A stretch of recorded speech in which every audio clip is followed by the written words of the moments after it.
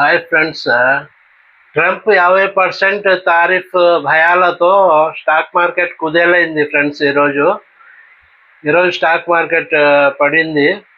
దీనికి రీజన్ చూస్తే America president Donald Trump భారత్పై విధించిన 50% తారిఫ్లు ఆగస్టు 27 నుంచి స్టార్ట్ అవుతున్నాయి.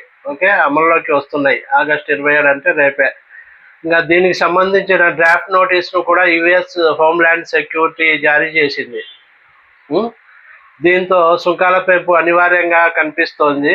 ట్రంప్ విధించిన ఆగస్టు 27న డెడ్ లైన్ ముగిస్తున్నప్పటికీ ఇండియా అమెరికాతో వాణిజ్య ఒప్పందం అంటే ట్రేడ్ డీల్ ఇంకా కుదుర్చుకోలేదు.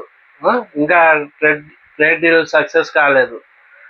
ఓకే, ఒక్క రోజులో ఇది కుదిరే సూచనలే కనిపించడం లేదు. కాబట్టి దీంతో ఇన్వెస్టర్స్ ఆందోళనకు గురై భయపడి షేర్లను అమ్మేసిండ్రు. ఓకే, అయినా ట్రంప్ పరిపాలనా యంత్రాంగం మాత్రము రష్యాను ఉక్రెయిన్పై యుద్ధాన్ని ఆపేలా చేయడానికే భారత్పై సుంకాలు పెంచుతున్నట్టు చెబుతోంది.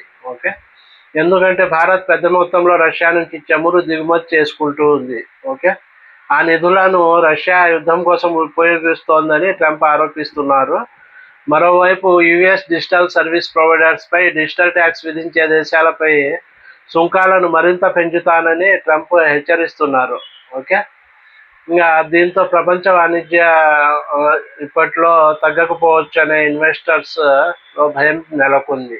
ఓకే, ఈ భయాలు నెలకొన్నాయి. ట్రేడ్ డీల్స్ సక్సెస్ కావు అని భయపడినారు ఇన్వెస్టర్స్. ఫలితంగా షేర్లను భారీగా విక్రయించడం మార్కెట్ను ఒత్తిడిలోకి నెట్టింది.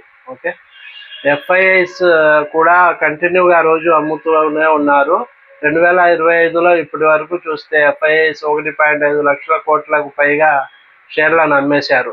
అంతర్జాతీయంగా ప్రతికూల పరిస్థితులు కూడా సూచీల పతనానికి మరో కారణము. జపాన్, కొరియా, యుఎస్ మార్కెట్లు కూడా నష్టాల్లో ఉండడం భారత మార్కెట్లపై ప్రతికూల ప్రభావం పడింది ఫ్రెండ్స్. ఓకే.